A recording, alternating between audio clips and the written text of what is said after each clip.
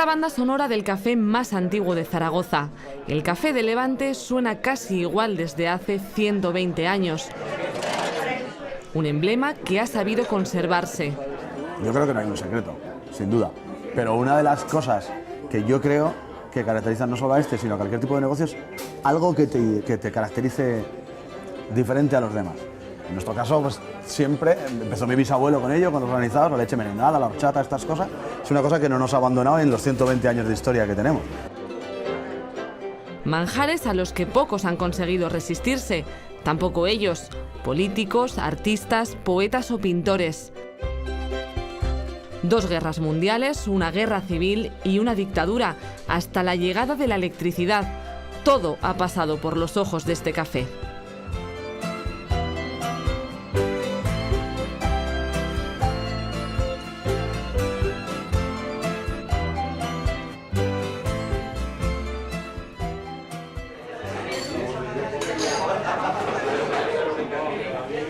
Es un café con sabor, es un café acogedor y es un café que de alguna manera se prolonga en la historia con, digamos, con una proyección cultural y artística inequívoca. Había una relación humana muy fácil, muy bonita y muy importante, en mi opinión.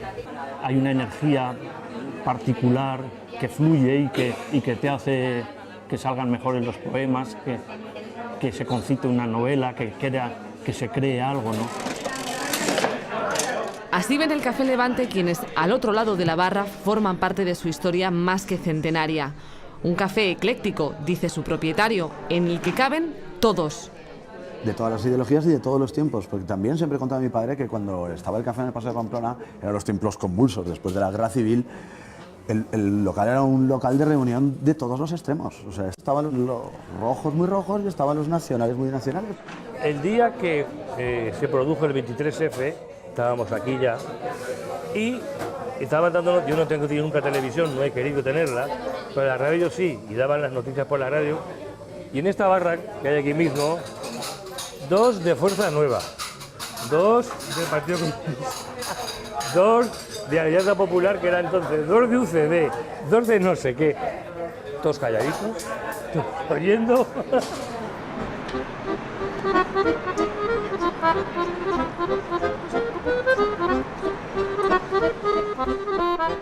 Como un café creativo, literario y artístico, lo describen otros. Cada vez que cruza las puertas del Levante, el pintor Jorge Gay se encuentra con uno de sus primeros cuadros. Y es un poco la suma de todo ese recuerdo, de todas las veces que yo he podido estar aquí. En aquel tiempo había pues seguro una sensibilidad social que yo querría exponer y querría explicitar y salió ese anciano que a través de unos bocetos que hice y que es un lugar recurrente de la pobreza, de la marginalidad y que me imagino que quise expresar esa soledad y ese abandono, ¿no? Sus paredes son un museo, pero también lo son sus muebles.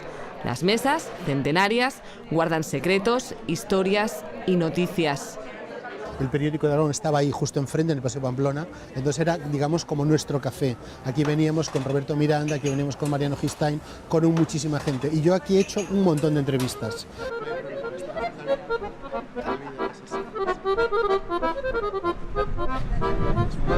Es decir, cada año en el periódico de Aragón hacía series distintas, pues hice una serie para jóvenes que se llamaba Sangre Fresca. Aquí entrevisté por primera vez a Amaral, a Doble Página, a Maya Iglesias. Bueno, aquí yo tenía, es decir, ha sido para mí fundamental. Y luego ha sido también un lugar de encuentro, incluso antes de trabajar en el periódico de Aragón, pues aquí había las citas literarias, pues aquí nos veíamos con Ramón Acín, con José Luis Melero, con muchísima gente, y estos años después del periódico de Aragón pues también ha sido lugar de citas habituales, sobre todo con José Antonio Labordeta, que ha sido una de las personas que en los últimos años nos atraía aquí, ¿no? Tiempos futuros y anhelados, de manos contra manos, izando la igualdad. Somos como la humillada. Todo aquí tiene su función.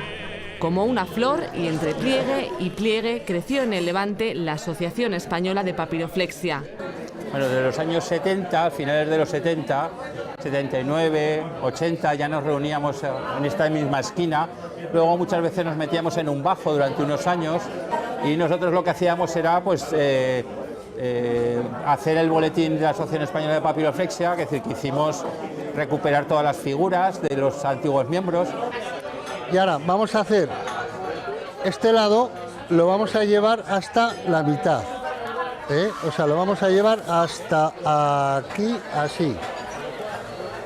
Los grandes maestros de este arte japonés se han sentado en estos divanes. Desde entonces, el café está en el mapa de los amantes del origami.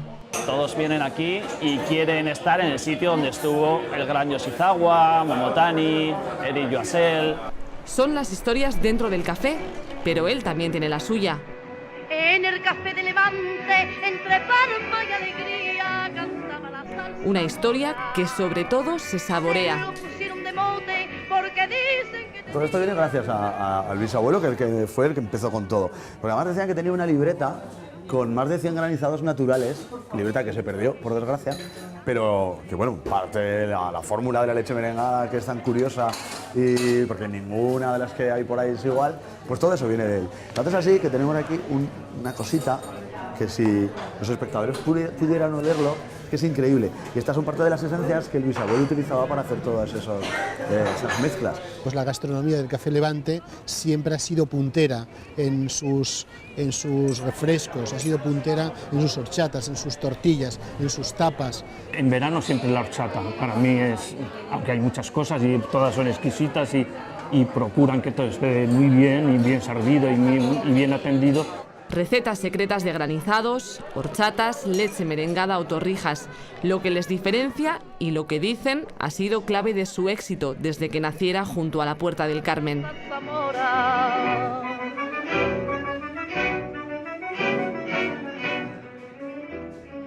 A mi bisabuelo le llamaban loco por abrir el café hacia las afueras de la ciudad, pero lo que decía que es que estaba rodeada la ciudad por tapia y por murallas, que la ciudad tenía que extenderse hacia allí por narices.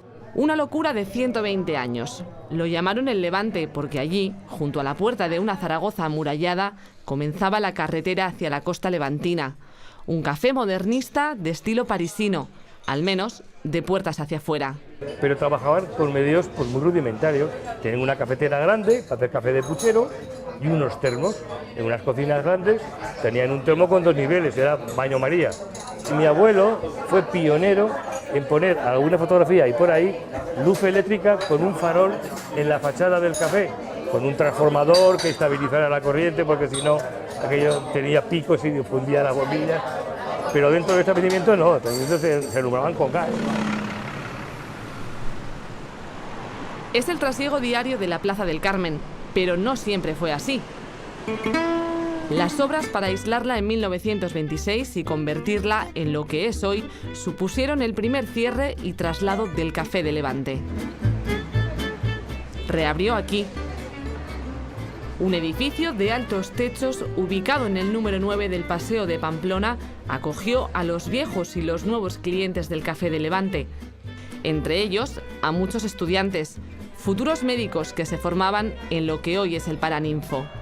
Entonces aquí, aparte de estudiar, bueno, de hacer como es que estudiabas, pues tenías tus libros, luego hablabas, tenías tus relaciones sociales, artísticas, tenías tus entonces llamados ligues, y había mucha discusión, sobre todo me acuerdo yo, en la época del cólera, hubo en los años 80 me parece, o por ahí.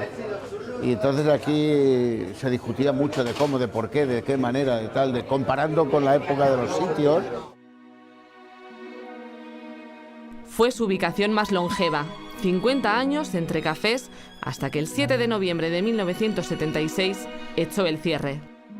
Los periódicos adelantaban ya la intención de una nueva apertura. No iba a ser lo mismo, decían, pero resurgió aquí, en la calle Almagro.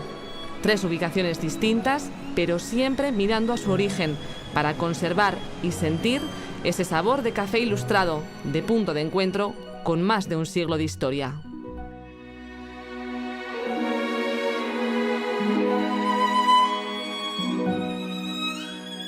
Thank you.